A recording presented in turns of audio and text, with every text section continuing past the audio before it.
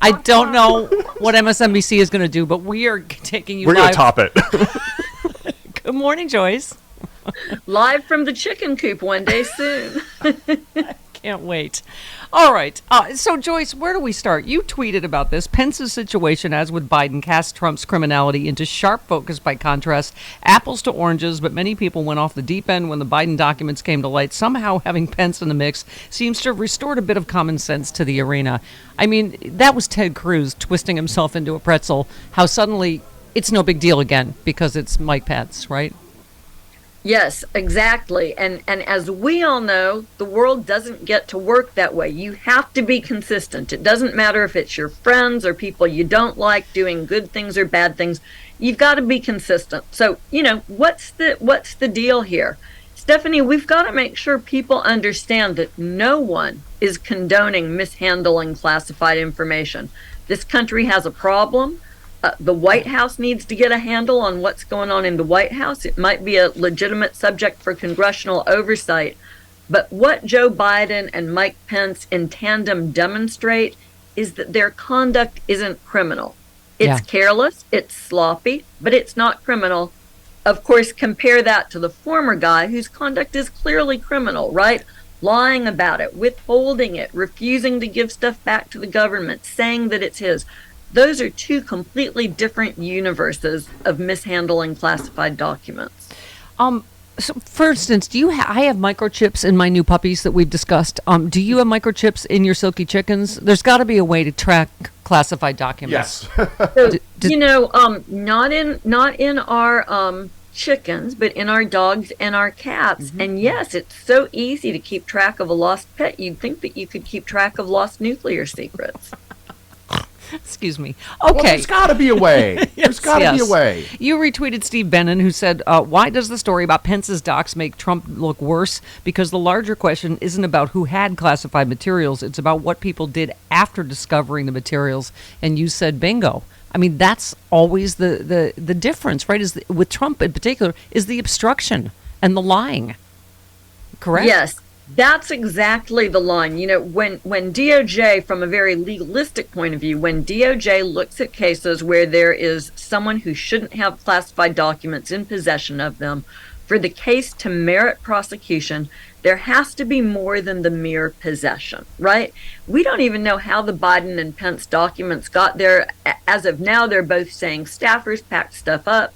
These have been in sealed boxes for years. Nobody even knew that they were there.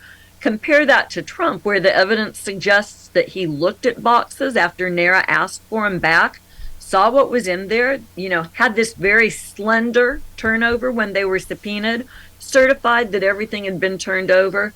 Clearly wasn't true. DOJ even got a federal judge to sign off on a search warrant, which, let me tell you something, the federal judge, when he was first approached to sign off on a search warrant for Mar-a-Lago, has to have known in his mind that the case was going to be a big damn deal and would have scrutinized the government's probable cause very carefully. This would have been a look for probable cause on steroids. So completely different settings. Yeah. Well, and also let's start special counsel for a minute. You said this is the reg governing when the AG should appoint a special counsel. Note that it hinges on whether a criminal investigation is warranted, an issue DOJ seemed to blow past with Biden, perhaps out of concern over public perception. No reason to treat Pence differently. Well, we've gone from that you didn't really necessarily, I mean, the DOJ could have handled this. You didn't really need a special counsel. But so now what? Now are they going to have to appoint one for Pence as well? I don't know. Just because you've made one mistake doesn't mean that you need to make another. But I'm extremely sympathetic to the position that Merrick Garland found himself in here. This is someone who inherited a Justice Department, which at the top levels, I'm not talking about the employees who do their jobs every day and do them well, but at the top level, it's clear that during the Trump administration, there was politicization at DOJ. Merrick Garland had the job of fixing that public perception. So he has always tried to bend over backwards to be fair. And here's the problem. There's no amount of bending over backwards to be fair to Trump that is ever going to convince Trump or soothe his followers and get them to believe that they're being treated fairly. Literally no good deed goes unpunished here, Yeah. right? Yeah. So what Garland does, appointing a special counsel for Biden, he sort of blows past the requirement in the special counsel regs that there be a criminal case to investigate, because clearly there was not and is not with Joe Biden. Right. But I appreciate what he was trying to do. It just goes to underline that with Trump, that strategy does not work. Yeah.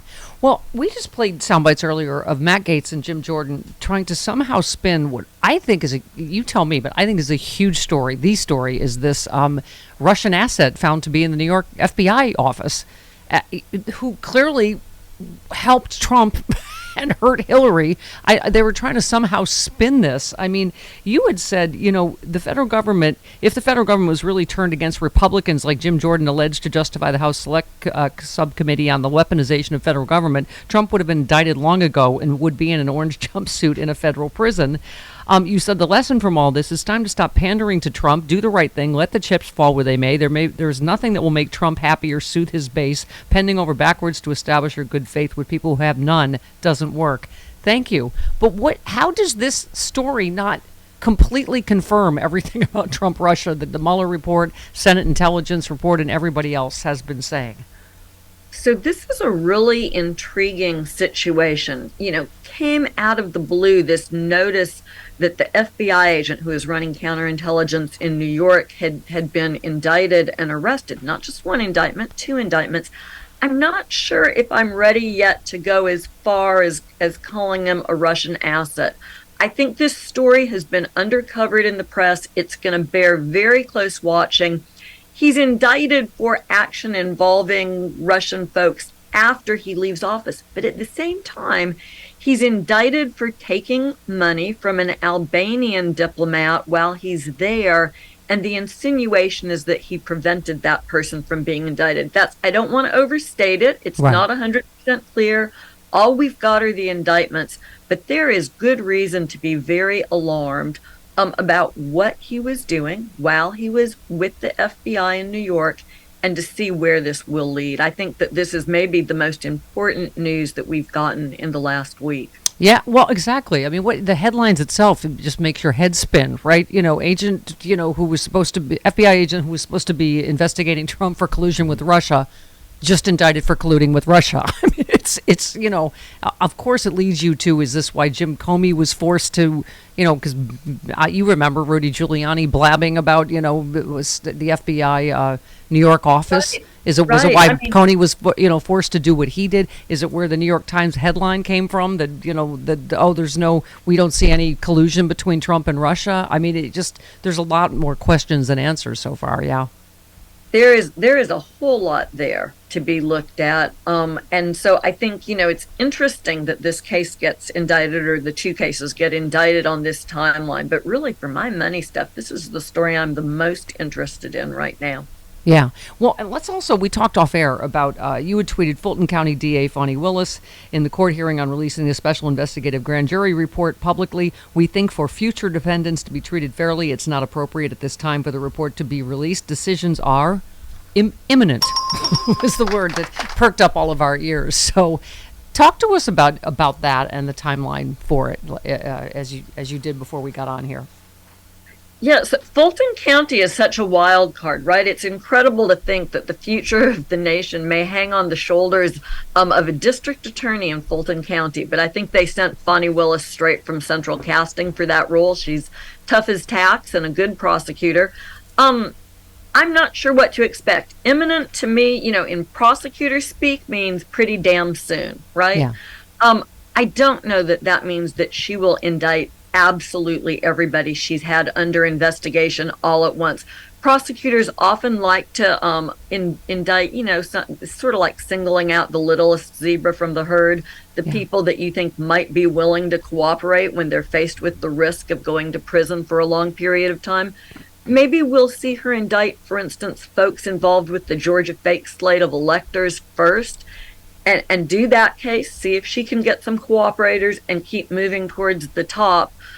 But we don't really know what her strategy is. Maybe she's loaded for bear. She's had 75 witnesses in the grand jury. She said, the number of exhibits, too many to count. So maybe she's got everything and she's ready to go. Or perhaps we'll see a more traditional staged prosecution. Because, Joyce, to the layperson, I understand that's why you're saying she may not indict Trump right away. It might be lower people, but to us lay people, we're like, but it's Trump that's on tape. Like, she has him on tape. Why? Yeah. Why would there not be a Trump indictment? Let's start with that.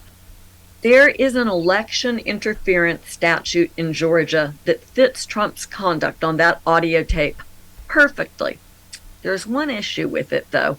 The way I read that statute, it would be a misdemeanor prosecution. Okay. I might be underreading the statute. I haven't gone back and looked at Georgia law carefully, so this may just be something that I'm not fully appreciating.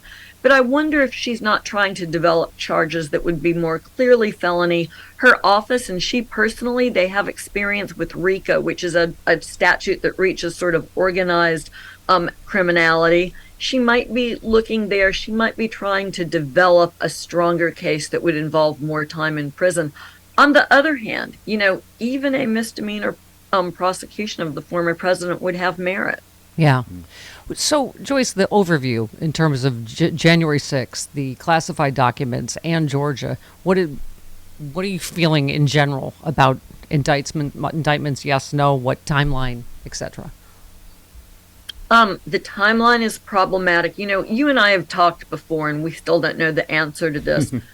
Where was DOJ in 2021, right? They looked pretty sleepy on investigation in that year. Last year in 2022, things picked up. They went to the grand jury. They appear to be working diligently towards holding people accountable, now with special counsel in place. But I do worry about the timeline, because realistically, you cannot indict Trump so late in Joe Biden's first term in office that if Trump were to win, he couldn't end the prosecution. That's sort of a complicated way of saying, tick-tock, it's time to get on with this. The evidence is the evidence. It's never going to be easy to prosecute a former president for the first time. DOJ needs to make an assessment of its evidence and decide whether or not to go and let the country know what its decision is. Of all people, Joe Walsh, I think former Republican congressman, tweeted, there probably will be violence if Trump is indicted, but that's not a reason not to do it. That's never something that you prosecutors take into account, is it? You're like, people are going to be mad. No, we don't. I mean, sometimes we're aware that our decisions may or may not influence the public. And we might try to prepare for that. But let me just say something that troubles me about this analysis, that we can't upset the Trump base. Yeah. Isn't that more of a reason that this situation cries out for proper adjudication by the criminal justice system? If these people are so engaged in criminality, and we've seen Trump do it on January 6th, if he would whip his base into violence to respond to an indictment, doesn't that tell us who he is, as if we need to know?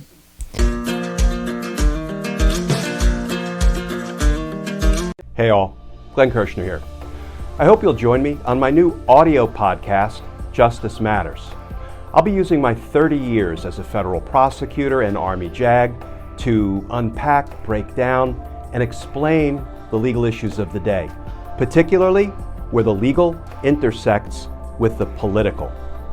Please look for Justice Matters with Glenn Kirshner wherever you generally get your podcasts.